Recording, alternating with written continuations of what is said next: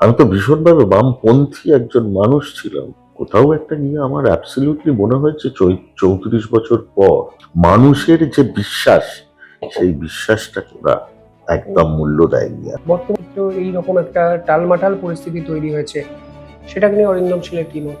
আমি একটা কমপ্লিট লেখা লিখেছিলাম পয়েন্ট ওয়াইজ, যে কেন আমরা হারলাম, কি কি ভুল আমাদের ছিল, সেটা বিকাশ দাকে দেখিয়েছিলাম। বুদ্ধদেব ভট্টাচার্য ওয়াজ মিসফিট ফর পলিটিক্স, আপনি কি বিশ্বাস করেন? বুদ্ধবাবুর শেষ সভায় বুদ্ধবাবুর সাথে একমাত্র আমি মঞ্চে ছিলাম। আপনার বিপক্ষে যে অভিযোগগুলো বিভিন্ন সময় ওঠে বা উঠেছে, সেগুলো নিয়ে আপনার আজকের দিনে পর্যবেক্ষণ কি?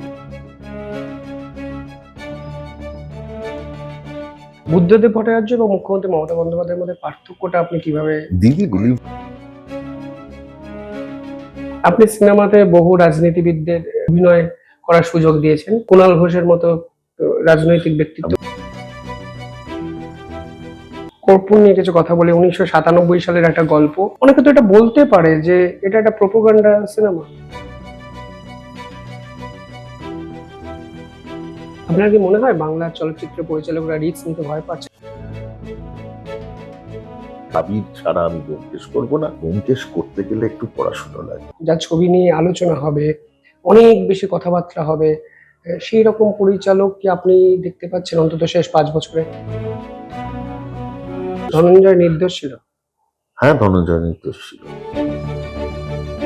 যে যা খুশি বলতে পারে, সবাই তার মুখ কি আমি ইয়ে করার জন্য বসে আছি নাকি?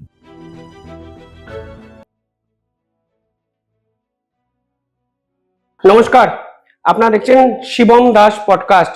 এই পডকাস্টে আমার সঙ্গে এমন একজন অতিথি উপস্থিত আছেন যার বাংলা সিনেমা নিঃসন্দেহে বাংলা চলচ্চিত্র প্রেমী দর্শকদের মুগ্ধ করে প্রতি মুহূর্তে। তার সদ্য মুক্তিপ্রাপ্ত ছবি কর্পূর, যে কর্পূর নিঃসন্দেহে শুরুর সময় থেকেই আলোচনার কেন্দ্রবিন্দুতে।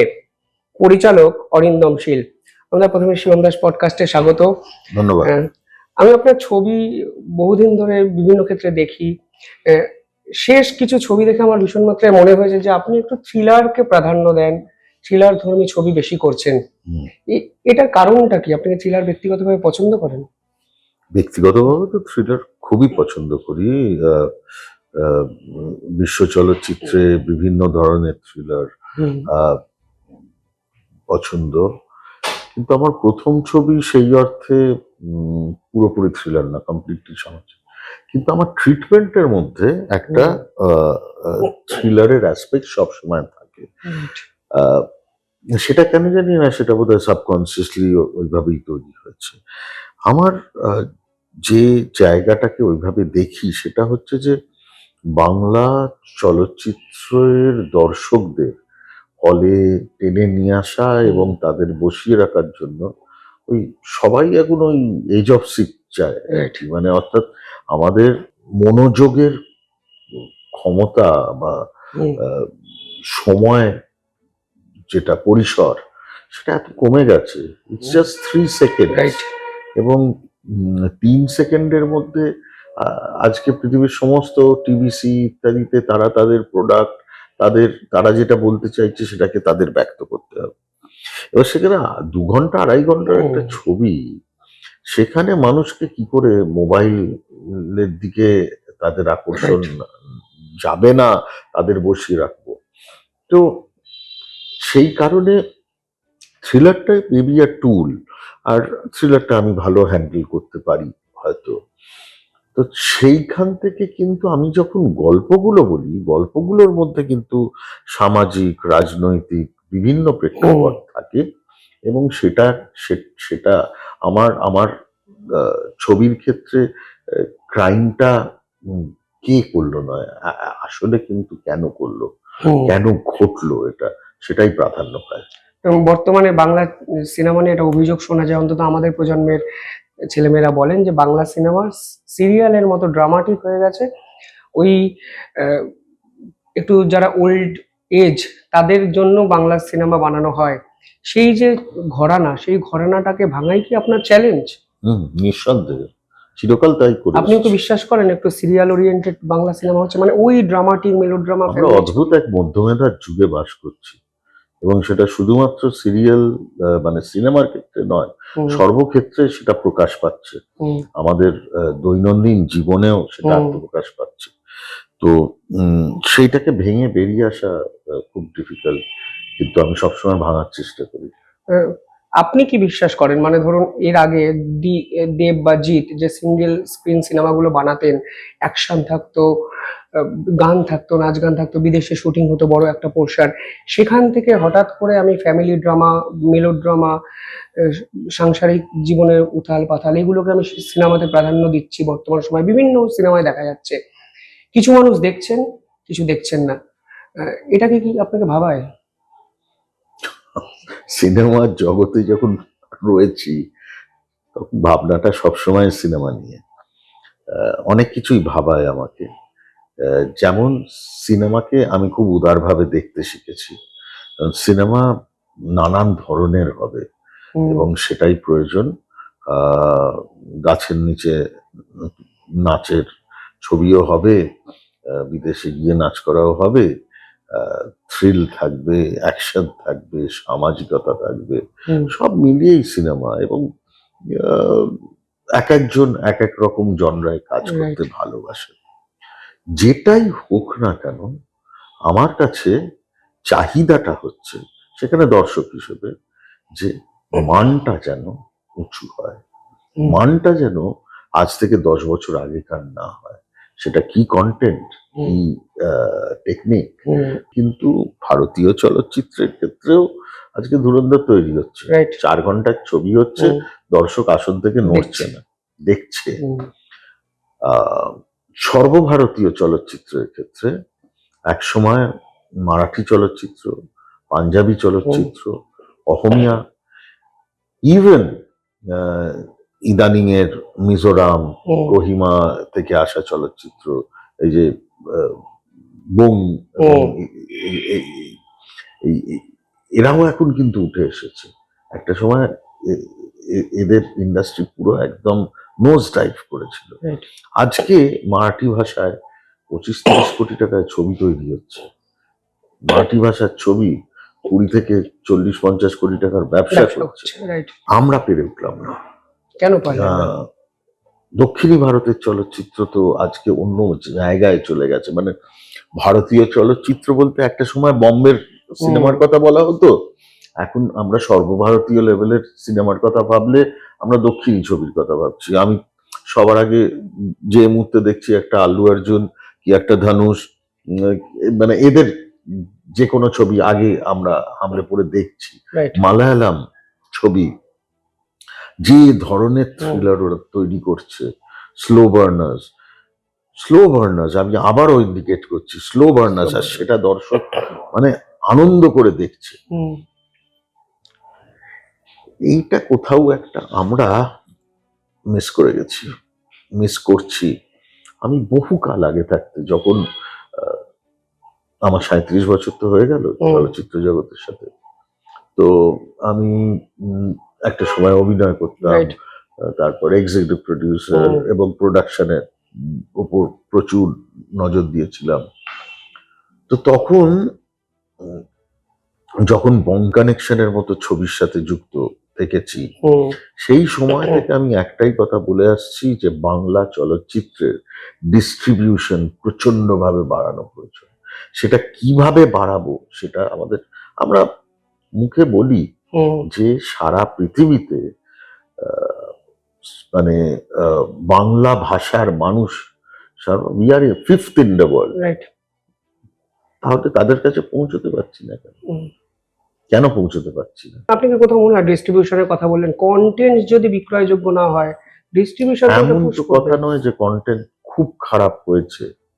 ভ্যারাইটি কোথায়? ভীষণ ভালো কন্টেন্ট হয়েছে, সেই কন্টেন্ট তো পৌঁছে উঠতে পারেনি because of distribution, because of মানে দক্ষিণী ভারতের মানে খুব মার্কা মারা ছবিও যখন ওরা করছিল, কিন্তু ওরা কিন্তু পৌঁছে গেছে করতে করতে করতে করতে এমন একটা জায়গায় পৌঁছেছে যে আজকে ভোর 6টা 6:30টার ছবি হাউসফুল হচ্ছে, রাত্রি 2টোর ছবিও হাউসফুল হচ্ছে। তো এই যে জায়গাটা, the first big miss that we have done, সেটা হচ্ছে যে ডিস্ট্রিবিউশনের জায়গায় আমরা, এরপরে আমি আপনার সাথে তো স্বীকার করলাম যে কোথাও একটা মধ্যমেধার সেলিব্রেশন হচ্ছে। এ বলে আমায় দেখ, ও বলে আমায় দেখ, এই করে বেড়াচ্ছি, তুতু ম্যামে এইরকম একটা জায়গায় চলে এসেছি। We are not into introspection. সারা পৃথিবী জুড়ে কি চলচ্চিত্র হচ্ছে সেই দিকে চোখ বন্ধ করে আমি আমার নিজের আয়নায় নিজের দিকে তাকিয়ে বলছি, কি অসাধারণ একটা ছবি বানিয়েছি, আমি শ্রেষ্ঠ। নিজেরাই নিজেদেরকে অ্যাওয়ার্ড দিচ্ছি, নিজেরাই নিজেদের পিঠ চাপড়াচ্ছি, যার ফলে যেটা হয় যে একটা কুপমণ্ডকতায় ভুগছি আমরা। সেটা করতে গিয়ে ইটস হার্টিং। তার উপর একটা বিশাল বড় জায়গা প্রবলেম হচ্ছে যে we are fighting amongst each other, এবং সেটা এতদিন ভেতরে ভেতরে ছিল। এখন এই সমাজ মাধ্যমের কল্যাণে এখন সেটা বাইরে, এবং কি ভীষণ খারাপ ভাবে মানে আমি বলবো নিম্ন মানে আমরা এটা করছি। আমরা একে অপরকে দোষারোপ করছি, চিৎকার করছি, গালিগালাজ করছি। I don't think the audience deserves this. অডিয়েন্সকে যদি সম্মান আমরা দিতে না পারি, তারা আমাদের সম্মান দেবে না। আপনার কি মনে হয় বাংলা চলচ্চিত্র পরিচালকরা রিস্ক নিতে ভয় পাচ্ছেন? মানে আপনিও বহু ছবি দেখছি, ফ্র্যাঞ্চাইজি নির্ভর ছবি যেগুলো সাকসেস পেয়ে যাচ্ছে সেগুলোতে আটকে থাকছেন। সবর, প্রত্যেকটা সবর আমি হলে গিয়ে দেখেছি। সবর সবর সবর, নাম চেঞ্জ, সবর কেন্দ্রিক অরিন্দম শীল। ব্যোমকেশ যখন করেছেন আমি দেখেছি যে ফ্র্যাঞ্চাইজিগুলো আটকে রাখার একটা প্রবণতা। শুধু আপনি নয়, আপনি যদি সৃজিত মুখার্জি দেখেন, 22শে শ্রাবণের পর আরেকটা ফ্র্যাঞ্চাইজি, হেমলক সোসাইটির পর আরেকটা ফ্র্যাঞ্চাইজি, শিবপ্রসাদ মুখোপাধ্যায় দেখুন, বেলা শেষের পর বেলা শুরু। যখন একটা ফ্র্যাঞ্চাইজি হিট হয়ে যাচ্ছে, ওই হিট প্রোডাক্টটাকে আরো একবার মডিফাই করা। আমি মানছি আপনার কথা। আমি 13টা ডিটেকটিভ ছবি করেছি, 4টে ব্যোমকেশ, 4টে মিতিন, 4টে সবর, রাইট, ওকে, আর একটা ফেলুদা, সেটা ওটিটি প্ল্যাটফর্মে করেছি, সাবাস ফেলুদা, জি5 এ। কথাটা হচ্ছে, আপনি বিশ্বাস করবেন না, এখনো প্রযোজকরা বলে আরেকটা সবর আছে আপনার কাছে, করবেন। সবার আগে প্রযোজকরা এসে তারা ভীষণভাবে প্রেশার দিচ্ছে, এবং প্রযোজক এবং চলচ্চিত্রকার মিলিয়ে তো কাজ হয়। আমার কাছে এখন এই এই যেভাবে কর্পূর করেছি, যে একটা রিয়েলিস্টিক গল্প, একটা ঘটনা থেকে একটা কাহিনী বিন্যাস, তো এইটার দিকে আমি অনেক বেশি মনোযোগ দিচ্ছি এখন, এবং এরকম অনেক ঘটনা নিয়ে কাজ করা যায় যেটা সমাজের দিকে চোখ খুলে দেওয়ার মতো, এবং সেই কাজগুলো করতে চাইছি।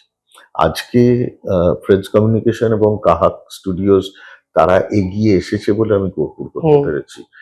রেগুলার প্রডিউসার্সরা কর্পূর করতো না, তারা বলবে আরেকটা মিটিং করো, নাহলে আরেকটা ব্যোমকেশ করো। ইনফ্যাক্ট ব্যোমকেশের রাইট কি বলে অফার আমার কাছে এখনো রয়েছে।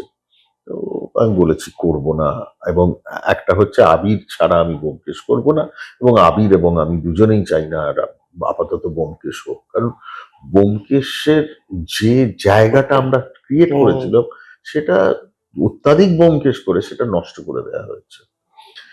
সবরের ক্ষেত্রে একটা দারুণ ইন্টারেস্টিং ব্যাপার ডেফিনেটলি আছে, কিন্তু সবরের আর কোনো গল্প পাওয়া যাচ্ছে না, এবং আপাতত আমি করতেও চাই না। বরং আপনি দেখুন, আমি ধনঞ্জয়ের মতো ছবি করেছি, মহানন্দা করেছি, এখন কর্পূর করেছি। আমার আগামী ছবিও অন্য কিছু ভাবনা নিয়ে সেটা হচ্ছে। তো আমার জায়গা থেকে আমি চ্যালেঞ্জ নিয়ে যাই। অনেকে এক্সপেরিমেন্ট করে তাদের ছবি নিয়ে, তারা তাদের মতো করে হয়তো চ্যালেঞ্জ নিচ্ছে।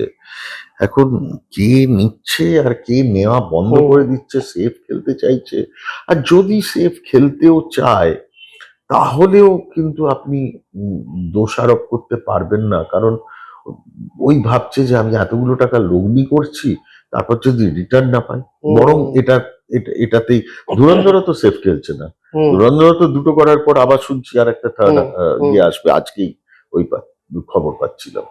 এবং কি দ্রুত তারা আহ, মানে প্রথমটার পরে সেকেন্ডটার রিলিজটাও কি ভীষণ দ্রুত। ঘটনাটা ঘুরে ফিরে ওই সেই একটা জায়গায়, is the quality of content and technically কতটা আমরা আমাদের একটা বাজেট, একটা সমস্ত কিছুর মধ্যে আমরা বেঁধে দেওয়া হয়েছে, সেটা নিয়ে আমরা কাজ করি, ঠিক আছে, সে তো রয়েছে, কিন্তু এটা একটা খুব ডিফিকাল্ট সিচুয়েশন হয়ে গেছে, মানে ক্যাচ 22। স্যার আমাকে অঞ্জন দত্ত একটা ইন্টারভিউতে বলেছিলেন বেশ কিছুদিন আগে, যে ব্যোমকেশটা আমি কেন করলাম, হয়তো ব্যোমকেশ করাটাই ভুল হয়েছে। একটা ব্যোমকেশ করার পর এতগুলো ব্যোমকেশ হলো, অরিন্দম শীল ব্যোমকেশ করলেন, দেব ব্যোমকেশ হলেন, ইনফ্যাক্ট এই যে সাহিত্য নির্ভর ছবি, এর যে আলাদা গুরুত্ব সেটা কি নষ্ট হলো, এবং এত ব্যোমকেশ ক্ষতিটা কি হলো? ব্যোমকেশ কেন এত চলছে আমি বুঝতে পারছি না। ধর এই ব্যোমকেশটা এত করতে হয়, আর প্রতি বছরই প্রডিউসার দাদা পুজো আসছে ব্যোমকেশ, হ্যাঁ একটা অন্য গল্প, একটা দেখা একটা ভালো গল্প আমি ভাবছি জানো তো, একটা ইন্টারেস্টিং গল্প, একটা একটা লোক পথ হারিয়ে জায়গা থেকে ঢুকে পড়ে, আর না পথ হারিয়ে পড়া হবে, আগে ব্যোমকেশ। আমি কি সো আই হ্যাভ আমার এগুলো আমার বলতে কোনো দ্বিধা নেই যে একটা পয়েন্টে আমার ভাল লাগছিল না আর ব্যোমকেশ করতে। মানে কেন কেন মানে ওয়াই আমার ছবি দেখবে না কেন? আমার বঙ্কারেকশন তো ব্যোমকেশ করে দেখেনি তো। সো এইটা কোথাও গিয়ে আমার মনে হয় দ্যাট আমার দর্শক ছড়িয়ে গেছে, গ্লোবাল অডিয়েন্স হয়ে গেছে, গ্লোবাল হয়ে গেছে, বাঙালি চতুর্দিকে ছড়িয়ে গেছে। অঞ্জনদা পরবর্তী ক্ষেত্রে বলেছিল যে আহ, অরিন্দম শীলের ব্যোমকেশ শ্রেষ্ঠ ব্যোমকেশ। তো আমি ওটাকেই হুম, আমার আশীর্বাদ ধরে নিয়ে এগোই। হুম, আমার ব্যোমকেশে অঞ্জনদা অভিনয় হুম, করেছে। আমার নিজের কোথাও একটা মনে হয়েছিল যে ব্যোমকেশ শরদিন্দুবাবু যেভাবে লিখেছে সেইভাবে ব্যোমকেশকে আমরা চলচ্চিত্রের পর্দায় পাইনি। ব্যোমকেশ খুব সিনেম্যাটিক, এবং ব্যোমকেশ কিন্তু ভীষণভাবে লার্জার দ্যান লাইফ। হুম, সেই জন্য দেখুন ওই ব্যোমকেশ পর্ব, আমার যে হুম, আহ, দ্বিতীয় ছবি, সেখানে ওই যে ঘোড়ায় করে ঘুরে বেড়ায়, হুম, এটা তো ভীষণভাবে আহ, একটা সিনেমাটিক রাইট। এক্সপিরিয়েন্স। হারার ব্যোমকেশ যদিও পাটনায় সেই গল্পটাকে আমরা নিয়ে যাই বেনারসে, কিন্তু ওটাকে ওই লার্জার দ্যান লাইফ করাটা, যে জিনিসটা দিবাকর ব্যানার্জিও করেছিল হিন্দি কাজ করতে গিয়ে, হাওড়া ব্রিজের ওপর দিয়ে ব্যোমকেশ লাফাচ্ছে, মানে that that was the poster, that itself যে মানে Byomkesh is basically larger than life. ওই পাড়ার ওই মস্তান, ওই সময়কার যে ধুতি পাঞ্জাবিটা হাতাটা গুটিয়ে ওই মাস্তানিটা আছে, এবং সেইটাই কিন্তু ব্যোমকেশের যেটা অ্যাট্রাক্ট করেছে। হ্যাঁ, তবে ব্যোমকেশ করতে গেলে অঞ্জনদা খুবই ঠিক কথা বলেছেন, ব্যোমকেশ করতে গেলে একটু পড়াশোনা লাগে, ব্যোমকেশ করতে গেলে একটু ভীষণ সূক্ষ্মভাবে তাকে বিচার করতে হয়, তাকে নিয়ে কাজ করতে হয়, সেটা বোধহয় আমরা সবাই করে উঠি। স্যার ব্যোমকেশে কিছু ক্ষেত্রে আপনি যেভাবে ব্যোমকেশকে পর্দায় দেখিয়েছেন লার্জার দ্যান লাইফ সিনেমাটিকতে, সেখানে কিছু ক্ষেত্রে আমি যখন ব্যোমকেশ দেখছিলাম আমার মনে হয়েছিল যে স্ত্রীকে জড়িয়ে ধরে বিছানায় ব্যোমকেশ কিছু ক্ষেত্রে শুচ্ছে। আপনার কি মনে হয় যে ব্যোমকেশের গল্পটার কোন সঙ্গে পুরুষ তার স্ত্রীর সাথে শোয় না? হুম সেটা তাহলে সয়ে, কিন্তু আমরা ব্যোমকেশ এবং ঘটনাটা ফেলুদাকে হচ্ছে, যেভাবে সেটার জন্যই আমি বললাম আপনাকে খুব সূক্ষ্মভাবে ব্যোমকেশ করা প্রয়োজন। আহ, একজন স্বামী এবং স্ত্রীর একে অপরের কাছে আসা, হুম ইন্টিমেট হওয়া, তাতে পৃথিবীতে কোথাও কোনো অপরাধ নেই। এটা হুম এটা this is absolute biological instinct, এবং রাইট। সেটা স্বাভাবিক। তো ব্যোমকেশের মধ্যেও সেই মানুষটা আছে। ব্যোমকেশ একটা তো একদম মানে টপ টু বটম এরকম একটা মানুষ, পাথরের মতো সেটা তো নয়। শরদিন্দু বন্দ্যোপাধ্যায়ের একটা উপন্যাসে একটা লাইন আছে, সত্যবতী হুম ঘন হইয়া ব্যোমকেশের কাছে বসিল। ইহার অর্থ কি? হুম ওই ওই যে বললাম রিড বিটুইন দ্য লাইন্সটা খুব ইম্পর্টেন্ট। হুম আমার হারার ব্যোমকেশে প্রথমেই যেটা দেখিয়েছিলাম সেটা হচ্ছে ব্যোমকেশ এবং সত্যবতী একে অপরকে চুম্বন। হুম সেটা কেন? হারার ব্যোমকেশের গল্পটা ছিল বন্যী পতঙ্গ, যে গল্পটা ছিল কমপ্লিটলি একটা পরকীয়া, এবং সেই কন্ট্রাস্টটা যেখানে জমিদারের স্ত্রী, হুম এক প্রেমিক আছে, সে আসে রাতের অন্ধকারে ইত্যাদি। তো সেইটা একটা খুব ভায়োলেন্ট, ভীষণ শরীর সর্বস্ব একটা প্রেম। হুম তো সেখানে কোথাও একটা, আপনি বলুন তো কেন ব্যোমকেশ নাম ব্যোমকেশ, সত্যবতীর নাম সত্যবতী শরদিন্দু দিয়েছেন? শিব আর পার্বতী, পার্বতী। সেই জন্যই তাদেরকে বেনারসে নিয়ে গিয়ে আমার প্রথম ছবি করেছি। Hmm that was my tribute. এবং শিব আর পার্বতীর প্রেমের কথা তো আমরা সকলে জানি। হুম সেই শিব আর পার্বতীর যখন ঘন হয় একে অপরের কাছে, তখন এক শান্তির সৃষ্টি হয়। হুম তাই ওদের চুম্বনের পেছনে ব্যাকগ্রাউন্ড হিসেবে একটা শান্ত গঙ্গা বয়ে যাচ্ছিল। হুম and there was an arch, right. that stereotypical arch এর মাঝখানে ওরা ছিল এবং পেছনের গঙ্গাটা বয়ে যাচ্ছিল। তো চলচ্চিত্রে ভাষা দিয়ে যখন হুম। আমরা এই রকম করে, বা জয়দেবের ভার্সেস বলতে বলতে ওরা একে অপরের সাথে প্রেম করে, তো এটা তো that itself kind of transcends them hmm as, মানে কি বলবো, যে খুব শিক্ষিত উন্নত মানুষ ওরা দুজনে, এবং সেইটা কোথাও একটা মানুষের প্রচন্ডভাবে ভালো লেগেছিল। হুম এবং ব্যোমকেশ এবং সত্যবতীর প্রেম, তাদের ভালোবাসা, এবং সেই ভালোবাসা থেকে একে অপরের পাশে দাঁড়ানো, তাদের সাহায্যের জায়গায় সত্যবতীর তীক্ষ্ণ বুদ্ধিতে ব্যোমকেশকে হেল্প করে, এই সমস্তটা একটা তারা একটা ইউনিট হয়ে দাঁড়ায় হুম। অবভিয়াসলি অজিতের সাথে। আবির আপনার ব্যোমকেশ হয়ে উঠেছে বারবার। যখন আমি ফেলুদা করলেন জি5-এ, তখন পরমব্রতকে আপনি একটা জায়গা দিলেন ফেলুদা হিসেবে।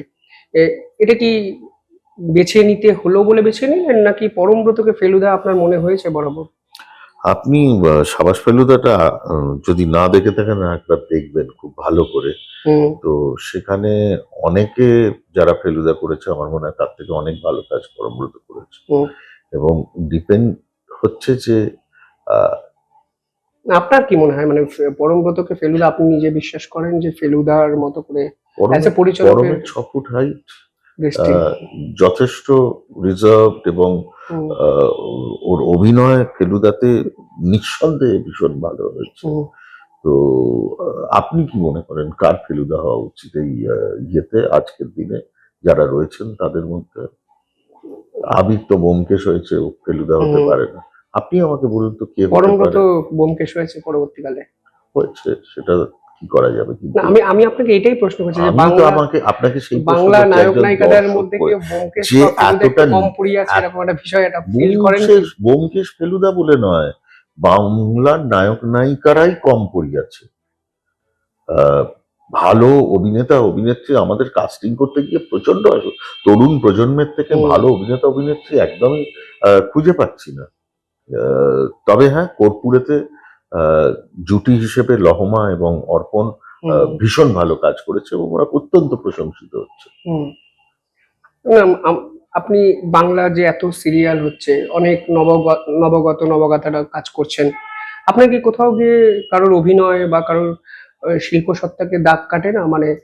সিরিয়াল আমি সেইভাবে দেখি না, সেটা হুম আমার অক্ষমতা। আর কোথাও একটা তো আহ, যদি ইচ্ছে থাকে তাহলে পৌঁছতে হয়। হুম তো সেইভাবে আমি সিরিয়ালের অভিনেতা অভিনেত্রীদের খুব একটা দেখি না যে আমার কাছে এসে যে আমরা কাজ করতে চাই। আর সিরিয়ালের অভিনয়ের একটা অদ্ভুত ধরন আছে, হুম। একই সেটা প্যাটার্ন কিছুটা। সেটা ইস সেটা সৌমিত্রতা বলতেন ব্যাড পজ অ্যাক্টিং। তো সেইটা না ভেতরে ভীষণভাবে ঢুকে গেলে ওইটা থেকে বেরিয়ে আসা, কিন্তু বেরিয়ে যে আসে না এমন নয়। ওদের মধ্যে অনেক ভালো অভিনেতা অভিনেত্রী নিশ্চয়ই আছে। আমি অনেক সময় তাদের মধ্যে থেকে আমি কাস্ট করার চেষ্টা করেছি এবং এখনো খুঁজে বেড়াই। হয়তো সেই কানেক্টটা এর হয়নি, কিন্তু হ্যাঁ, আমি তো সৌরসেনী মৈত্রের মতো একজন অভিনেত্রীকে নিয়ে এসেছি সামনে দাঁড় করছে, এবং প্রচন্ড মানে একদম তুখোর অভিনেত্রী, তো সেটাও আছে। আহ, ফেলুদাতে আমি দেখেছি যে আপনি রুদ্রনীলকাটা অদ্ভুত রকম ভাবে প্রেজেন্ট করেছেন, এবং জটায়ু নয় অথচ জটায়ুর মতো একজন গল্পের সঙ্গে মানানসই গল্পটা এগিয়ে নিয়ে যায়, একটা আলাদা গুরুত্ব রুদ্রনীলকে আপনি দিয়েছেন। So, এই রুদ্রনীলকে জটায়ু করে তোলার চেষ্টা আপনি করেছিলেন কিনা? যদি বইটা পড়েন তাহলে খুব ভালো করে বুঝবেন, তখন কিন্তু এই গল্পতে গ্যাংটকে গন্ডগোলে জটায়ু আসে। ওকে, আমার মনে হয় সত্যজিৎ বাবু গ্যাংটকে গন্ডগোল লেখার পর এবং রুদ্র যে চরিত্রটা করেছিল সেই চরিত্রটা তৈরি করার পর ওনার মনে হয়েছিল জটায়ুর মতো একটা চরিত্র আসা দরকার, এবং that was my tribute to Satyajit রে, যে বেসিক্যালি উনি যে চরিত্রটা তৈরি করার পর জটায়ুকে তৈরি করেছেন, আমি সেই চরিত্রটাকে জটায়ুর মতো করে দর্শককে দেখাতে চেয়েছি যে সত্যজিৎ রায়ের ভাবনা অফ জটায়ু কিন্তু এই চরিত্র থেকে, এটা বইতে আছে। তারপর রুদ্রর অভিনয়ে বিভিন্ন ক্ষেত্রে প্রশংসিত হয়। আপনি ব্যোমকেশ এবং ফেলুদা এই দুটো তো ডিরেক্ট করেছেন, আপনার ডিরেকশনাল যদি ভাবধারা আমি জানতে চাই, কোনটা বেশি কঠিন, কোনটাকে বেশি চ্যালেঞ্জ? ব্যোমকেশ ফেস করতে অনেক ডিটেইলিং। ব্যোমকেশের মধ্যে প্রচুর ডিটেইলিং আছে, ব্যোমকেশের মধ্যে সমাজ আছে, ব্যোমকেশের মধ্যে রাজনীতি আছে, এবং আমার ব্যোমকেশের মধ্যে আমি সেই সময়কার প্রতিটা সময়ের ইতিহাসের কথাও যেমন বলেছি, সেই সময়কার সংস্কৃতির কথা বলেছি, মেইনলি মিউজিক, মানে বেনারস থেকে শুরু করে বউবাজার, মানে যেভাবে মিউজিক বদলেছে প্যাটার্ন, সেইখান থেকে নকশাল আন্দোলন, তীরন্দাজ সবর, সমস্তগুলো কিন্তু ব্রিটিশ ক্লাব কালচার, সমস্তগুলো চারটে ব্যোমকেশের মধ্যে একটা প্যাটার্ন আছে। আপনি ব্যাকগ্রাউন্ড মিউজিকটাকে একটু অতিরিক্ত গুরুত্ব দেন কিছু ক্ষেত্রে, আমার মনে হয় যে ছবির প্রত্যেকটা ডিপার্টমেন্টকেই গুরুত্ব দিতে হয়, এবং background music obviously background music production design, আমার প্রোডাকশন ডিজাইন অত্যন্ত ডিটেইলড হয় এবং সেটা প্রচন্ড গুরুত্ব দেওয়ার চেষ্টা করে থাকি। ওই একটা বেসিক বাজেটের মধ্যে যতটা করা সম্ভব, যে আমি যদি একটা 2 কোটি টাকার ছবি করি সেটা যেন 3 কোটি টাকার ছবির মতো লাগে, 4 কোটি টাকার ছবির মতো লাগে, এটা আমি সবসময় চেষ্টা করে এসেছি। পরবর্তীকালে দেব ব্যোমকেশ করলো, আপনি দেবের ব্যোমকেশ দেখেছেন? না, দেখে উঠতে পারিনি, তবে ব্যোমকেশটা করার জন্য দেব আমাকে প্রথম অ্যাপ্রোচ করেছিল, তখন আমি সিকিমে করছিলাম, ফেলুদা শুটিং করছিলাম।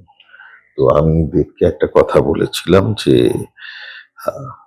আমাকে ব্যোমকেশ যদি তোকে নিয়ে করতে হয় তাহলে 4 মাস অন্তত তোকে আমার সাথে কাটাতে হবে, তারপরে আমরা ব্যোমকেশ করবো। তো 6 মাসের আগে আমি ছবি করতে পারবো না। তো ও খুব তাড়ায় ছিল, ওর রিলিজ ডেট আগেই ফাইনাল হয়ে গেছে। কেন 4 মাস কাটাতে হবে এটা আপনি বলেছিলেন, মানে লজিকটা কি এটা? ব্যোমকেশ, দেবকে ব্যোমকেশ হয়ে উঠতে গেলে সেই অনুশীলনটা ভীষণভাবে প্রয়োজন। প্রত্যেকটা শিল্পীকে, যদি আবির কি প্রচন্ড অনুশীলন করেছে ব্যোমকেশ হওয়ার জন্য, দিনের পর দিন আমার সাথে বসে কেন এইটা, কেন ওই, কেন এই যেভাবে প্যাটার্নটা, কিভাবে ধুতি পরবে, কিভাবে পাঞ্জাবিটাকে নেবে, কি কি মানে ক্যারেক্টারিস্টিক্স, সেটা শুধুমাত্র ব্যোমকেশ, সত্যবতী, অজিত, প্রত্যেকের ক্ষেত্রে এই খাটুনি আর এই ইম্প্যাক্টটা না দিলে এই ধরনের সাহিত্যধর্মী আইকনিক চরিত্র করা সম্ভব না। মানে আজকে আমি বললাম স্ক্রিপ্ট করি, 1 মাসের মধ্যে শুটিং করবো, এমনিতেই আমি একটু সময় নিই, এমনিতেই আমার স্ক্রিপ্ট করে ওই করে সমস্ত কিছু করতে করতে কনসেপ্ট স্টেজ থেকে অন্তত 3-4 মাস লাগে ফ্লোরে যেতে। কোথাও কি দেবকে কি আপনার ব্যোমকেশ এট এ গ্ল্যান্স মনে হয়েছিল, ব্যাক অফ দ্য মাইন্ডে পরিচালক আপনি আপনি চোখ বন্ধ করলে তো দেখতে পান এই চরিত্রটা হয়ে হয়ে আমার যদি ব্যোমকেশকে দেবকে যদি ব্যোমকেশ মনে হতো তাহলে তো আমি প্রথমেই নিতাম, তাহলে তো আবিরকে Right. নিতাম না। এই প্রশ্নটা করছেন কেন? আমি বারবার বলেছি আমার কাছে শ্রেষ্ঠ ব্যোমকেশ হচ্ছে আবির। একজন অভিনেতা মনে করছেন যে আমি এই চরিত্রটা হয়ে উঠতে পারি, এই আত্মবিশ্বাসটা সেটা কি আপনার কাছে প্রাধান্য তাহলে পায় না? পায়, ডেফিনেটলি পায়, কিন্তু শুধু হয়ে উঠতে পারি আর হয়ে ওঠার জন্য যে অনুশীলনটা দরকার, দুটোই প্রয়োজন। Right. আরেকটা কোট আমি একটু বলছি, অঞ্জন দত্তেরই একটা কোট আমি কিছুদিন আগে স্টাডি করছিলাম, আমার ইন্টারভিউতে সম্ভবত উনি বলেছিলেন যে আমাদের বাংলা ছবির যে পরিচালকরা আছেন তারা নিজেদের মধ্যে কথা বলেন না ছবির বাইরে। ইমিডিয়েটলি বাংলা চলচ্চিত্র জগৎকে যদি বাঁচাতে হয় সব পরিচালকের একসঙ্গে বসা উচিত, কোন পথে এগোনো উচিত, কিভাবে এগোলে দর্শক হলে ফিরবে, এর একটা পরিকল্পনা করা উচিত। আপনি কি বলবেন এই পার্টিকুলার খুব বিষয়টা ঠিক নিয়ে? কথা বলেছে, এই কথা তো শুধু অঞ্জনদা না, আমিও বলে চলেছি। সম্ভব হচ্ছে না কেন? তনুবাবু মানে তরুণ মজুমদার হুম। মারা যাবার প্রায় জাস্ট কিছুদিন আগে, মাস 4 আগে, উনি আমাকে ফোন করেছিলেন। হুম, বলেছিলেন যে অরিন্দম, আপনার আপনাকেই বলতে পারি কারণ আপনি হয়তো পারবেন, আপনারা সবাই বসুন, একসাথে আলোচনা করা দরকার, কথা বলা দরকার। আমরা কিন্তু সবাই আমাদের আপনি বিশ্বাস করবেন না, মানে কলকাতার একটি এক নামকরা চলচ্চিত্রকার, তার প্রায় আগামী 3 বছরের সব ছবির কনসেপ্ট আমার ল্যাপটপে থাকতো একটা সময়। সেই সময়টা আমরা পার করে এসেছি। আমি এটা বারবার বলি, তারপর থেকে আমাদের প্রত্যেকের যত নাম হতে থাকতো তত আমাদের আত্মকেন্দ্রিকতা বাড়তে শুরু করলো, এবং জেলাসি। আমি বললাম আত্মকেন্দ্রিকতা, এবং এই আত্মকেন্দ্রিকতা বাড়ার ফলে যেটা হলো যে আমরা আর একে অপরকে ট্রাস্ট করতে পারি না। আমরা ওই যে বসে আমি এই ছবিটা নিয়ে কাজ করছি, আচ্ছা এটা ভাবছি, এটা কি মনে হচ্ছে বলতো, এটা কি করা উচিত, আমি আমার মতো করে কিন্তু করি। আমার মতো করে আমার নিজের কয়েকজন মানুষ আছে কলকাতা এবং বম্বেতে, যাদের সাথে আমি কিন্তু আমার ছবি, ইভেন আমার স্ক্রিপ্ট পর্যন্ত আমি শেয়ার করি, ডিসকাস করি।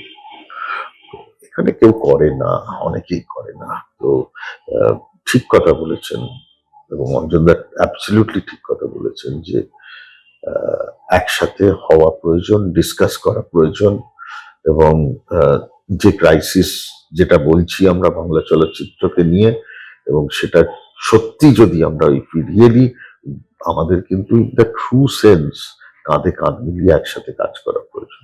নতুন পরিচালক কি উঠে আসছে, মানে এক দুজন হয়তো বিক্ষিপ্ত ভাবে আসছে আপনিও তো, নাম বলতে আসছে পারবেন, তো, প্রশ্ন করেছেন, বিভিন্ন জন অনেকেই করেছেন, আসছে, কিন্তু হ্যাঁ। সে অর্থে ইম্প্যাক্টফুল যা ছবি নিয়ে আলোচনা হবে, অনেক বেশি কথাবার্তা হবে, সেই রকম পরিচালক কি আপনি দেখতে পাচ্ছেন অন্তত শেষ 5 বছরে? পরিচালক, অভিনেতা, অভিনেত্রী কেউ আসছে না, সেইভাবে আসছে না। আপনি লহমার কথা বললেন, লহমাকে সুযোগ দিয়েছেন, কিন্তু আপনি যদি ধারাবাহিকভাবে সিনেমা যেগুলো বানাচ্ছেন সেখানেও দেখবেন ঘুরে ফিরে সে এস্টাবলিশড কিছু মুখ, এটা কি ওটিটিতে বিক্রি করার সুবিধা হয় বলে, মানে অভিনয় সত্তা নিয়ে আমি প্রশ্ন তুলছি না যাদের নিচ্ছেন, আমি তো বোধহয় সব থেকে বেশি নতুনদের সুযোগ দিই। কিছু ক্ষেত্রে ঠিক। কিছু ক্ষেত্রে না, প্রত্যেকটা ছবিতে একটা করে নতুন মুখ পাবেন আপনারা। আপনি ভালো করে আমার প্রত্যেকটা ছবির ফুল কাজ দেখবেন, অন্তত প্রত্যেকটা ছবিতে মিনিমাম একটা, if not more than that.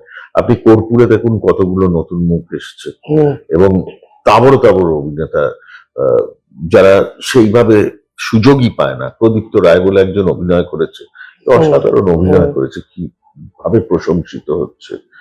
তো অনেক অনেক অনেকেই এইভাবে এসছে। আমি আমার জায়গা থেকে যেটুকু কন্ট্রিবিউট করেছি যাওয়ার চেষ্টা করি। ছবি মুক্তি নিয়ে একটা ঝগড়াঝাটি, একদম যে ঝগড়াঝাটিটা আনএক্সপেক্টেড, বারবার পাশ কাটিয়ে যাওয়ার আমি চেষ্টা তো এটা হলো। নিয়ে আপনাকে আগেই বললাম, এটা অ্যাবসলিউটলি অ্যাকসেপ্টেবল নয়, আমার এটা ভালো লাগছে না। সেই জন্য আমি এসবের বাইরে থাকি। আপনারও নিতিন মাসির সঙ্গে পুজোতে রিলিজ নিয়ে বিভিন্ন ক্ষেত্রে আমার কারোর সাথে কোনো আপনার দ্বন্দ্ব নেই, মানে আমি বলছি যে আমার হয়ও না, কারণ কেউ যদি কিছু বলে তারও উত্তর আমি দিই না। ঠিক আমি সুতরাং এটা আমি না, এটা বাংলা ছবির ক্ষতি হচ্ছে না লাভ হচ্ছে, আমি তো বললাম আপনাকে ক্ষতি হচ্ছে, এটা আমার ভালো লাগছে না, সেই কারণে আমি এটা নিয়ে কোনো কথাই বলতে চাই না। আমি শুধু এইটুকুই বলি যে we must get over it, we must get over. কিভাবে? কিছুই না, মনকে আরো উদার করতে হবে, একে অপরকে স্বীকার করতে হবে, হ্যাঁ, এবং ওই আত্মকেন্দ্রিকতার বাইরে বেরিয়ে এসে প্রত্যেকের ভালো দিকটাকে অ্যাপ্রিসিয়েট করতে হবে। এত মিটিং, এত বৈঠক, আলটিমেটলি রেজাল্ট তো পাওয়া যাচ্ছে না। কিসের মিটিং, কিসের বৈঠক? এই যে স্ক্রিনিং কমিটি, এত কমিটি আমরা বিভিন্ন একটা সময় বাংলা চলচ্চিত্রে 8টা থেকে 9টা সিনেমা পুজোর সময় রিলিজ হতো। Was that good atmosphere? একদমই না। আমার নিজের মনে আছে যে একসাথে 10টা ছবি রিলিজ হয়েছে, আমার ছবিও রিলিজ হয়েছে, তো সেখানে তো আমার ছবি তার প্রাপ্য শেয়ার পাইনি, যেমন অন্য ছবিগুলো পাইনি।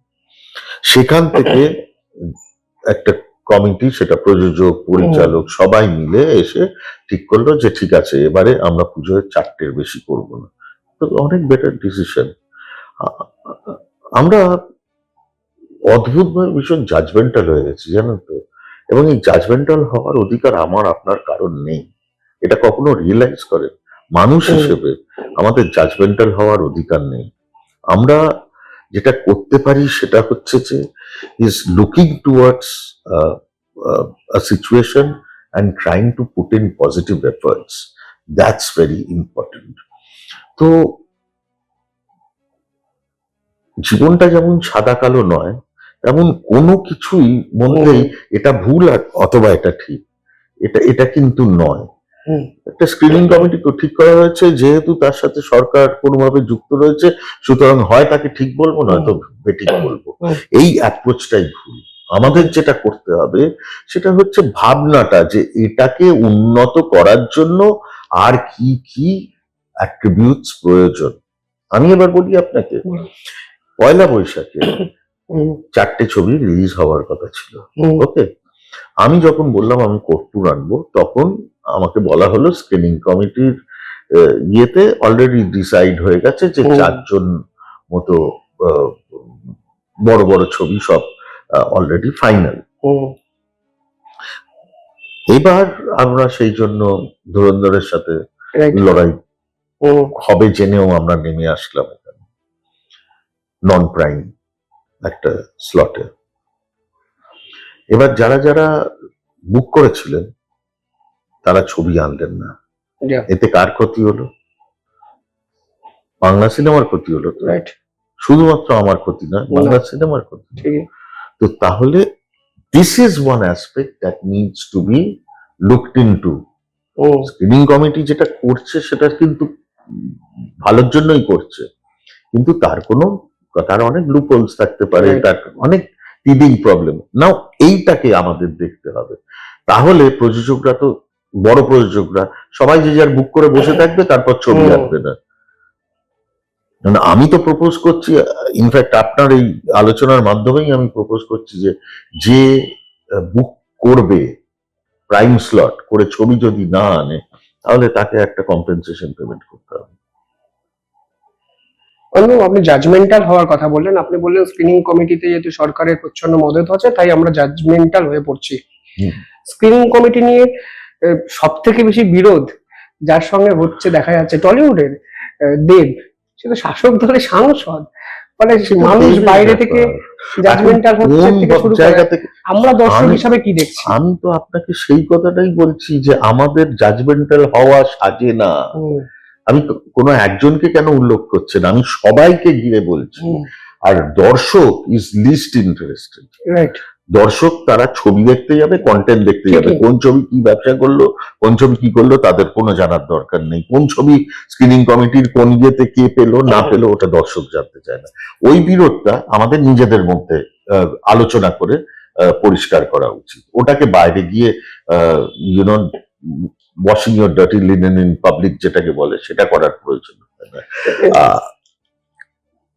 যেটা আমি বলছিলাম সেটা কিন্তু অনেক ফিলোসফিক্যাল একটা ব্যাপার, আপনি এটা বোঝার চেষ্টা করবেন। সেটা হচ্ছে যে সমাজ মাধ্যমের, ওই যে খুব শুরুতে বলেছিলাম যে 3 সেকেন্ডের একটা রিলস। কনসেন্ট্রেশন চলে এসেছে আমাদের সমাজ মাধ্যমের কল্যাণে। আরেকটা জিনিস যেটা ঘটেছে যে কোনো কিছু খবর পেলাম, আপনি দেখবেন আজকাল নিউজ কিভাবে প্রোভাইডেড হয়। এই যে আমি আপনাকে ডিটেলসে এত কথা বলছি, এবার তার মধ্যে থেকে এমন একটা লাইন বার করে গিয়ে লেখা হলো যার অর্থটা সম্পূর্ণ অন্যরকম হবে, তাই তো? ক্লিকবেট যেটাকে বলে। হ্যাঁ, এবার তারপরেতে আপনি যখন পুরোটা পড়তে যাবেন তখন দেখবেন যে এই জাস্ট আমি কয়েকদিন আগে একটা কথা দেখছিলাম, নাসিরুদ্দিন শাহকে রেস্টুরেন্টে খুন করে। আরে সেই ঘটনাটা ঘটেছিল কোন জন্মে? এটা যেন আজকে নিউজ করে পরিবেশিত হচ্ছে। এই যে সমস্ত কিছুর ক্ষেত্রে একটা প্রবণতা হয়ে গেছে যে আমার ওই লাইকটা মারবো, আমার সঙ্গে সঙ্গে কমেন্টটা করব, এইটা হয়ে গেছে সঙ্গে সঙ্গে। ওই জন্য মানুষ আরো বেশি জাজমেন্টাল হয়ে গেছে। হ্যাঁ, তাতে করে কি হচ্ছে, we are becoming very ruthless. মানুষ হিসেবে কোথাও আমরা মনুষ্যত্ব হারিয়ে ফেলছি। That's not right. এবং আমরা মানুষ যদি একে অপরকে সম্মান না দিতে পারি, ছোট্ট ছোট্ট জায়গা, আপনি একটা ফিল্ম ইন্ডাস্ট্রি নিয়ে কথা বলছেন, আপনি সারা পৃথিবী জুড়ে এই বৃহৎ আকারে ভাবুন তার ফলটা কি হচ্ছে। প্রত্যেকটা ক্ষেত্রে কেন্দ্রীভূত ভাবে আমরা কেউ কাউকে সহ্য করতে পারছি না, আমাদের আত্মকেন্দ্রিকতা, এই সমস্তটার বিস্ফোরণ হচ্ছে যুদ্ধ। এক দেশ তার পাশের দেশের সাথে, কেউ কাউকে সহ্য করতে পারছে না। কি কারণে যুদ্ধ হচ্ছে সেটাও বোঝা যাচ্ছে না, হাজারে হাজারে মানুষ মরে যাচ্ছে। তো আমি জানি না এটা মানে সত্যি কলিযুগের সেই সময়টা কিনা, তার ভেতর দিয়ে যাচ্ছি কিনা। তবে আমাদের ভারতীয় শাস্ত্র, আমাদের সংস্কৃতি যেভাবে আমাদের শিক্ষা দিয়ে এসেছে উন্নত মানুষ হওয়ার,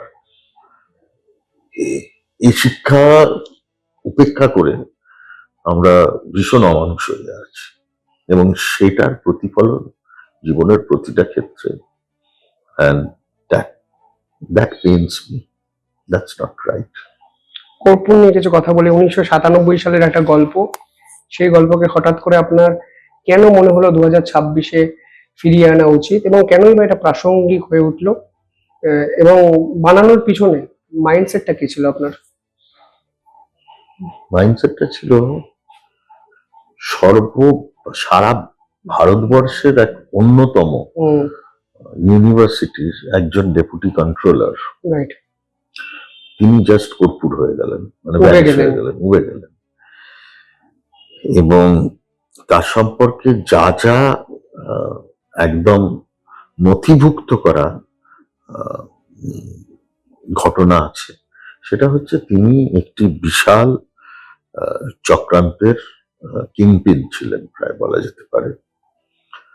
এবং নম্বর পিছু টাকা নেওয়া হতো মার্কস বাড়ানো কমানোর জন্য। তাকে যদি কেউ বা কোনো দল বা কোনো পার্টি বা কোনো যে কেউ যদি তাকে মদত দিয়ে থাকে, তার থেকে ঘৃণ্য জিনিস আর হতে পারে না। তো আমার কাছে যেটা মনে হয়েছিল সেটা হচ্ছে যে সমাজ এবং শিক্ষা স্তরেতে এই দুর্নীতি ডেফিনেটলি বহু মানুষের ক্ষতি করেছে, তাদের ভবিষ্যতের ক্ষতি করেছে, মানুষ মারা গেছে, সুইসাইড করেছে, অনেক কিছু হয়েছে। এটা অ্যাকসেপ্টেবল নয়। এবং এই ইতিহাসটা can't be swept under the carpet. 27 বছর হয়ে গেছে, কিন্তু যে কারণে এটা হয়েছে সেটার people must own up. It's very important, people must own up. আজকে যুব সমাজও সজাগ হোক। এই ঘটনার সঙ্গে তৎকালীন বাম সরকারের কিছু বিশিষ্ট ব্যক্তিদের নাম জড়িয়ে যায় এবং আপনি সিনেমাতে কিছু ক্ষেত্রে তাদেরকে পোট্রে করারও চেষ্টা করেছেন। অনেকে তো এটা বলতে পারে যে এটা একটা প্রোপাগান্ডা সিনেমা। যে যা খুশি বলতে পারে, সবাইকার মুখ কি আমি ইয়ে করার জন্য বসে আছি নাকি?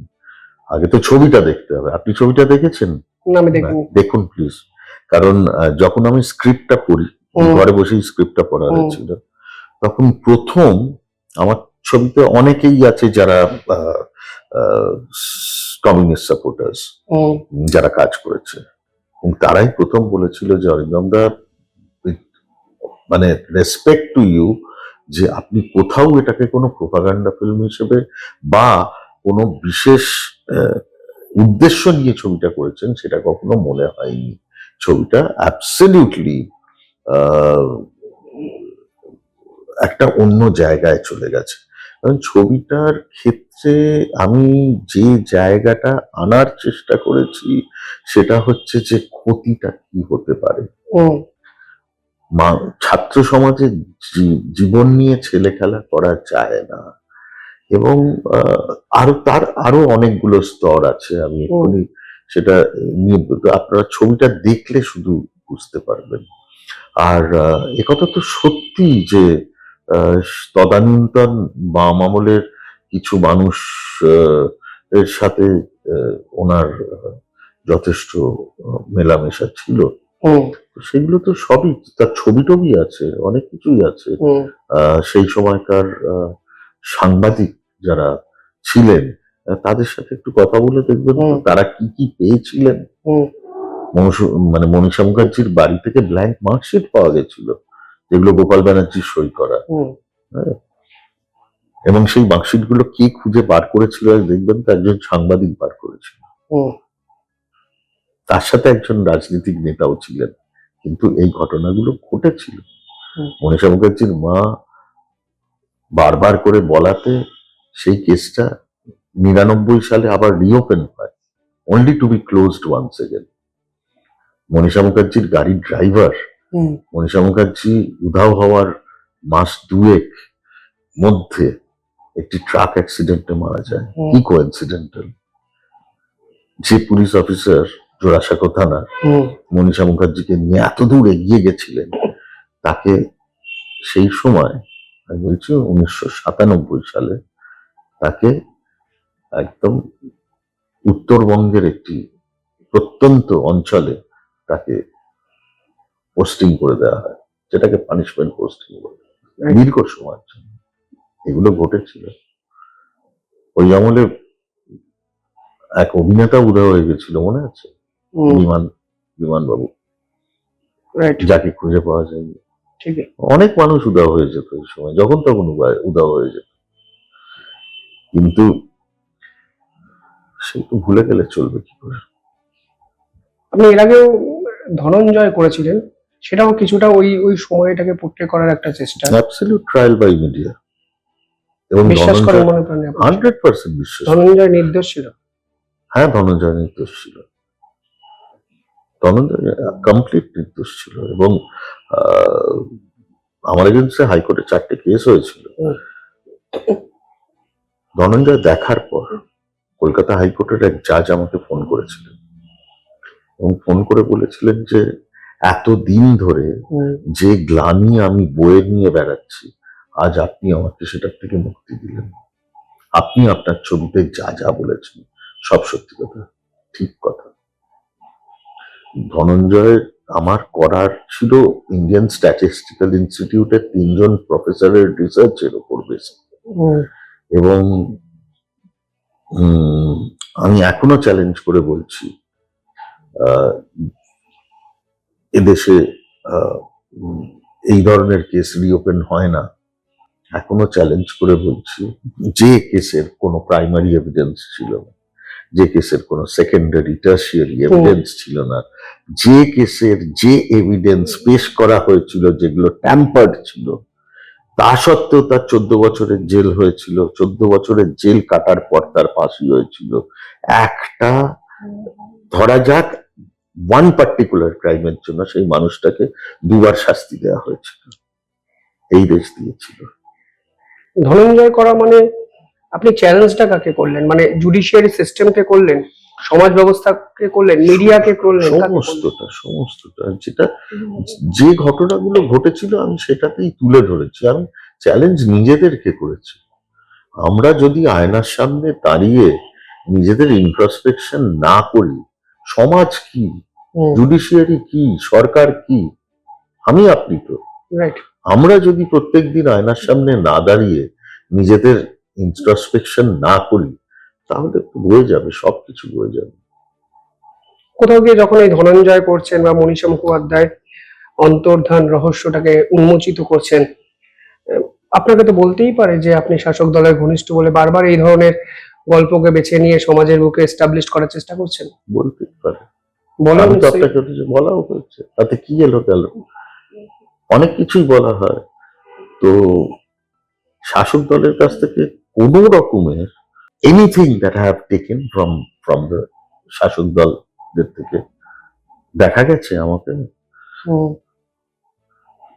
আমি কোনো ক্ষমতা, এমপি, এমএলএ ইত্যাদি অফার ছিল কখনো যে আপনি? হ্যাঁ, অফার ছিল, আমি 100% অফার ছিল। আমি বলেছি আমার পক্ষে সম্ভব নয়। কেন? মানে কারণ সিনেমাটাই আমি ঠিক করে উঠতে পারছি না। কি বলছেন? আপনার 37 বছর ধরে আমি এই একটা জগতের সাথে যুক্ত, এবং অবশেষে আজকে আমি যে জায়গায় দাঁড়িয়েছি তার জন্য 37 বছরের পড়াশুনো, প্রচেষ্টা, প্যাশন সমস্ত কিছু আছে।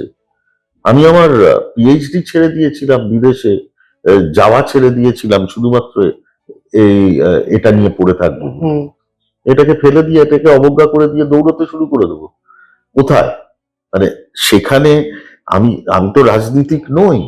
রাজনীতির জন্য পড়াশুনো লাগে, ইমেন্স পড়াশুনো লাগে। কিন্তু আপনি যা রাজনৈতিক মানে যেভাবে যতটা রাজনৈতিক সচেতন বা সচেতন একজন ব্যক্তি, আপনার চলচ্চিত্র পরিবারে যারা রাজনীতি করছেন তারাও অতটাও রাজনীতি বোঝেন না যতটা আপনি জানেন। ডেফিনেটলি ঠিক কথা বলেছো। তো তাতে কি করা যাবে? আপনার মনে হয়নি যে ওরা যদি পারে আপনি পারবেন না কেন? আমি অনেক ভালো পারতাম, রাইট। কিন্তু না, আমার সিনেমার মাধ্যমেই আমি সব কথা বলতে পারি। আপনি সিনেমাতে বহু রাজনীতিবিদদের অভিনয় করার সুযোগ দিয়েছেন, কুণাল ঘোষের মতো রাজনৈতিক আপনি ব্যক্তিত্বকে। প্লিজ ছবিটা গিয়ে দেখুন, কুণাল কি কাজ করেছে দেখুন। ট্রেলার দেখেছি। প্রচন্ড প্রশংসা হচ্ছে ওর, প্রচন্ড প্রশংসা হচ্ছে। এবং কুণালের সব থেকে বড় জিনিস, আমি কাজ করতে গিয়ে তো ওর মানে আমরা একে অপরের নিকটে এসেছি। তো লোকটা যেটা ধরে সেটার পেছনে 100% দেয়। সেই কারণে এই এই এই কাজটাও এইভাবে করতে পেরেছে। ব্রাত্য বসু আপনার ছবিতে বিভিন্ন ব্রাত্য তো আমার দীর্ঘদিনের বন্ধু। ওকে আমি অভিনেতা, লেখক, নাট্যকার এইসব হিসেবেই আরো বেশি করে দেখে এসেছি। আমার সবসময় ইচ্ছে ছিল ব্রাত্যকে কোনোভাবে ইউজ করার। এই চরিত্রটা ডাকহরি বোধহয় ব্রাত্যর ওয়ান অফ দ্য ফাইনেস্ট অসাধারণ কাজ করেছে। মানে যখন এডিট হচ্ছে তখন আমার এডিটর বলছে যে ব্রাত্যদা সিনে আসলে চোখ ফেরানো যাচ্ছে না। অ্যাকচুয়ালি তাই হয়েছে। আপনার যদি আমি পুরনো কিছু ইন্টারভিউ দেখি, সেখানে রাজনীতির কথা যখন আমরা বলছি, আমি দেখতে পেয়েছি বিভিন্ন ক্ষেত্রে যে আপনি বাম মনস্কতার একটা পরিচয় বিভিন্ন কথাবার্তার মাধ্যমে প্রকাশ করেছেন। মনস্কতার পরিচয় মানে আমি তো ভীষণভাবে বামপন্থী একজন মানুষ ছিলাম। মানে এখনো পর্যন্ত দ্য টেনেটস অফ কমিউনিজম যদি বলেন, সেটা আমার ভেতরে আছে। কমিউনিজম বলুন, সোশ্যালিজম বলুন। পরবর্তী ক্ষেত্রে আমি যখন আরো বেশি বিবেকানন্দকে আঁকড়ে ধরেছি, তখন আমার সেইটাই মনে হয়েছে। সেই জায়গাটা ভীষণভাবে আমার মধ্যে আছে। কোথাও একটা গিয়ে আমার অ্যাবসলিউটলি মনে হয়েছে 34 বছর পর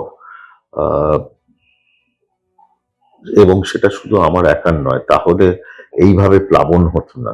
ঠিকই। সেটা বাংলার মানুষের মনে হয়েছিল যে 34 বছর পর একটা কোথাও তঞ্চকতা হয়েছে, শিকড় থেকে নাড়ি কেটে গেছিল ওদের। তঞ্চকতা মানে প্রতারণা বলতে চাইছেন? প্রতারণা 100%, যে মানুষের যে বিশ্বাস, সেই বিশ্বাসটাকে ওরা একদম মূল্য দেয়নি। আর তখন বাম মনস্কতা মানে আপনি সরকারের সমর্থনও বিভিন্ন ক্ষেত্রে বিভিন্ন কথা বলেছিলেন তৎকালীন সময়, আমি সেটাকে মিন করতে চাইছি।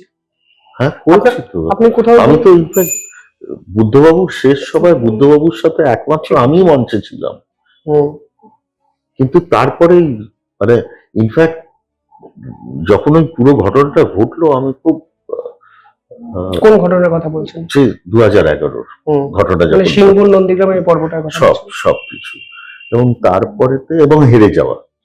আহ, তো তখন আমি বুদ্ধবাবু সেক্রেটারিকে জিজ্ঞেস করেছিলাম যে যাদবপুরে ওরকম মানুষের ভিড়, অথচ ভোটে তো এটা রিফ্লেক্ট করলো না কেন? হুম, বললেন, না, করবে কি করে, সবই তো পার্টি ওয়ার্কার ছিল, শিকড় থেকে সংযোগ তো আমাদের অনেক আগে কেটে গেছে।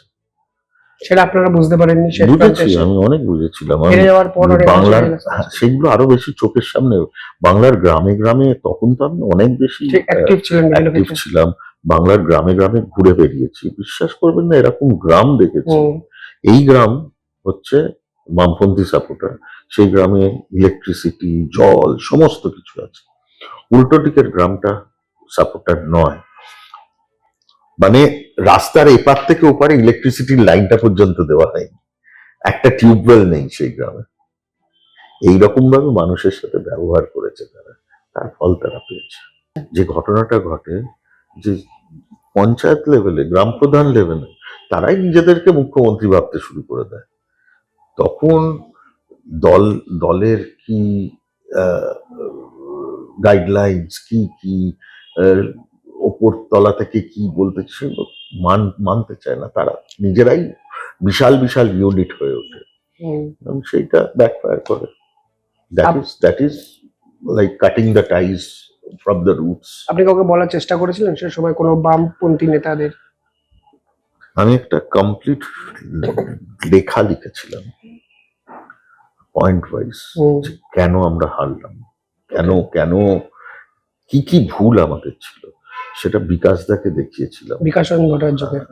এবং বিকাশদার খুব ভালো লেগেছিল সেটা, এবং বিকাশদা আমাকে বলেছিলেন যেটা খুব সুন্দর এবং জরুরি লেখা, আমি নেক্সট মিটিং এ হুম, আমি এটা প্লেস করব, যে যদি তোমার কথা ওরা শুনতে চায়। শ্যামলদা ওটা পড়েছিল। শ্যামল চক্রবর্তী। তারপরে আমাকে বলা হয়েছিল তুমি তো পার্টির মেম্বার নও, হুম, সুতরাং এটা গৃহীত হবে না। তো ওরা খুব ভালোভাবে জানতো যে কত অব্দি দিস ফার আর নো ফার্দার। আপনাকে ব্যবহার করা হয়েছে আপনি বলতে চাইছেন indirectly? আমাদের সকলকে ব্যবহার করা হয়েছে, অ্যাবসলিউটলি। ওই ইলেকশনের সময় যখন প্রয়োজন হয়েছে, ক্যাম্পেইন করো, এই করো, সেই সব করা। তারপর ব্যাস, আমরা তো পার্টি মানে মেম্বার নই, তো সুতরাং আমাদেরকে বলা হয়েছিল একটা সময়, এইভাবে বলা হতো যে আপনারা আপনাদের কাজ করুন, আপনারা তো অভিনেতা, আপনি অভিনেতাকে মন দিন, আহ, ইয়ে, রাজনীতি তো আমরা আছি, আমরা করছি, আমরা বুঝবো। আপনি মানুষের সাথে প্রতারণার একটা কথা বললেন। রেজিমেন্টেশন তো ডেফিনেটলি ছিল। যেটা নষ্ট করেছে। হ্যাঁ, আপনি প্রতারণার কথা বললেন, খুব কাছ থেকে বামপন্থীদের দেখলেন, বামপন্থা পার্টিটাকে সে সময় দেখলেন। আর কি কি ভুল সে সময় ছিল বলে আপনি অনুধাবন করেছিলেন? যে লেখার কথা বলছেন অত ডিটেল আর বলতে আমার চাইছেন না। বলতে ভালো লাগছে না, ওসব বাংলার মানুষ সবাই জেনে গেছে, না, আপনি যেভাবে এবং লিখেছেন আজকে যে আমরা তো দেখেছি। নিশ্চিহ্ন হয়ে গেছে পার্টিটা, সেটা তার কারণ একটাই, কিছুতেই আর তাদের ওপর ভরসা করে উঠতে পারছে না।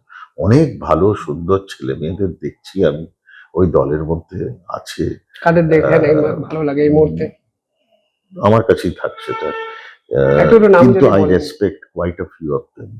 হ্যাঁ, আমার মধ্যে ওই উদারতাটা কিন্তু সবসময় আছে, আমি ওইভাবে নিশ্চিহ্ন করে দিতে পারি না। আহ, ওখানে অনেকের আছে যাদের মধ্যে সেই স্ফুলিঙ্গ দেখি, সেই স্পার্ক দেখি, একটা সময় তো এই দলটার তো প্রবলেম এটাই ছিল যে যে সময় সেই দলের তরুণ প্রজন্মদের এগিয়ে নিয়ে আসা উচিত ছিল তখন তারা দেয়নি। হুম, তারা এখন যথেষ্ট সিনিয়র হয়ে গেছেন, কিছুই করে করে উঠতে পারেননি, হুম। কিন্তু তাদেরও সেই জায়গা দেওয়া হয়নি, এদেরও দেওয়া হবে না। মুখ্যমন্ত্রী মমতা বন্দ্যোপাধ্যায়, তাকেও দেখলেন।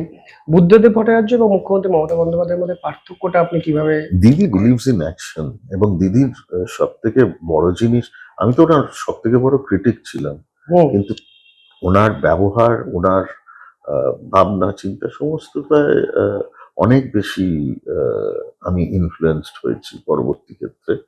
এবং সব থেকে বড় জিনিস হচ্ছে ওনার decision making power and capability. যদি এবিলিটি। মনে করেন এক্ষুনি এখানে বসে সঙ্গে সঙ্গে এই এটা এক্ষুনি হবে, বলে দাও তো, করে দাও তো, এরকম অনেক সময় ঘটেছে। আমি বলেছি যে এই জায়গাটা এরকম দেখলাম, এই জায়গাটা একটু এইভাবে করা যায়, সঙ্গে সঙ্গে ফোন তুলে বলছে এই আমি শুনলাম, আচ্ছা ওটা কি আছে, আচ্ছা এটা হওয়া উচিত।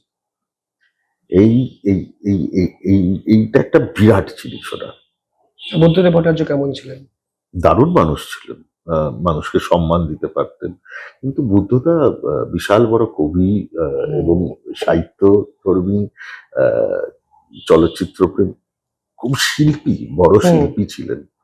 আহ, বুদ্ধদা যেভাবে কাজ করতে চেয়েছিলেন সেভাবে তো কাজ করতে দেওয়া হয়নি ওনাকে। নিজের পার্টি দেয়নি। হ্যাঁ, রুদ্রপ্রসাদ সেনগুপ্ত আমাকে একটা কথা বলেছিলেন, আমি একটু আপনাকে জিজ্ঞাসা করছি এই মত। বুদ্ধদেব ভট্টাচার্য ওয়াজ মিসফিট ফর পলিটিক্স। আপনি কি বিশ্বাস করেন? অনেকটা, অনেকটা। বুদ্ধদা বড্ড ভালো মানুষ ছিল,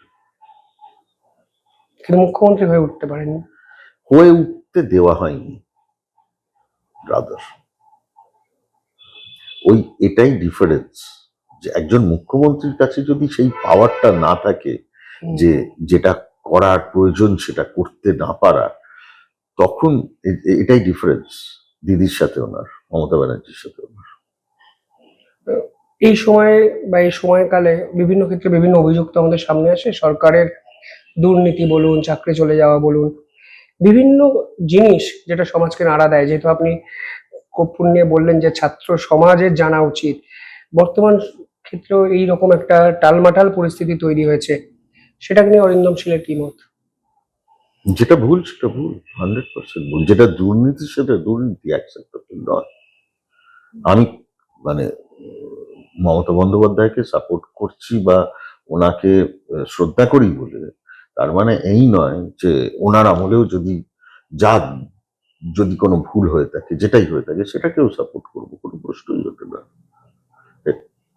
একটা সরকার চালাতে গেলে একটা নিজের বাড়ির মধ্যে সবাই ঠিক, হুম। প্রত্যেকে ঠিক কাজ করে, কখনো কখনো তো ভুলও তো হয়, তো সেটাকে শুধরে নিয়ে এগোনো যায়। তো সরকারের মধ্যেও তো ভুল ঠিক সব মিলিয়ে আছে, এবং অনেক সময় সেটা যখন অ্যাবসলিউটলি কি বলবো, আহ, যে ব্যক্তিকেন্দ্রিক হয়ে যায়, সেই ব্যক্তিকেন্দ্রিক ভুলটাও সরকারের ভুল হয়ে যায়, সেটা তাই হিসেবে গণ্য হয়। ঠিকই। কিন্তু সেই মানুষ যেগুলো আহ, ব্যক্তিকেন্দ্রিকতার সাথে সেই ভুলগুলো করে, সেই দোষগুলো করে, তাদের অ্যাবসলিউটলি অ্যাকসেপ্টেবল নয়। অন্য শেষ পার্টে একটু আসি। আরজিকর আন্দোলনের সময় আপনি রাস্তায় নেমেছিলেন, আপনি ভুলটার বিপক্ষে রাস্তায় নেমেছিলেন, রাদার দেন এটা বলা ভালো। সে সময় আপনার বিপক্ষে একটা অভিযোগ বিভিন্ন ক্ষেত্রে দিয়ে ওঠে। আহ, আপনার বিপক্ষে যে অভিযোগগুলো বিভিন্ন সময় ওঠে বা উঠেছে, সেগুলো নিয়ে আপনার আজকের দিনে পর্যবেক্ষণ কি? কোনো পর্যবেক্ষণ নেই, সময় সব সময় সব বলে দেয়, এবং হুম, সেটা বলেওছে।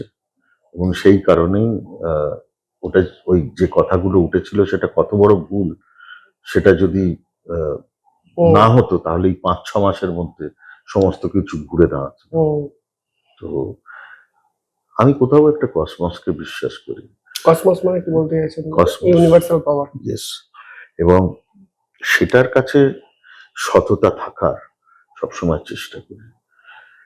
এবং আমি স্পেসিফিক্সে যাব না, শুধু এইটুকুই বলবো, যেটা মিথ্যা সেটা কোনো না কোনো সময় ঠিক মিথ্যা হয়ে সবার মাঝে বেরিয়ে আসে, আমাকে আজকে বলতে হচ্ছে না, কিন্তু সে পুরো সময় সমাজ। আপনার যে ডিরেক্টরস গিল্ড, মানে আপনাদের যে অ্যাসোসিয়েশন, তারা আপনাকে সেই ডিরেক্টরস গিল্ড আর এক্সিস্ট করে না, ঠিক আপনি লক্ষ্য করেছেন? হুম নিশ্চিহ্ন হয়ে গেছে, হুম কারণ তাদের ভুলের জন্য।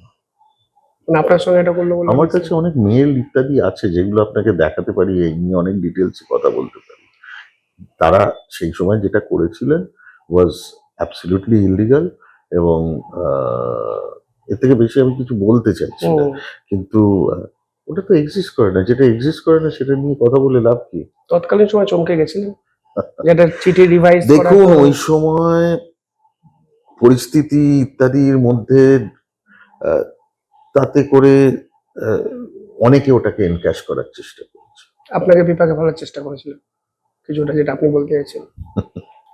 দর্শকদের কর্পূর দেখা কেন উচিত, যদি আপনি দর্শকদের কিছু বলেন, শেষ প্রশ্ন। এই কথাই বলবো যে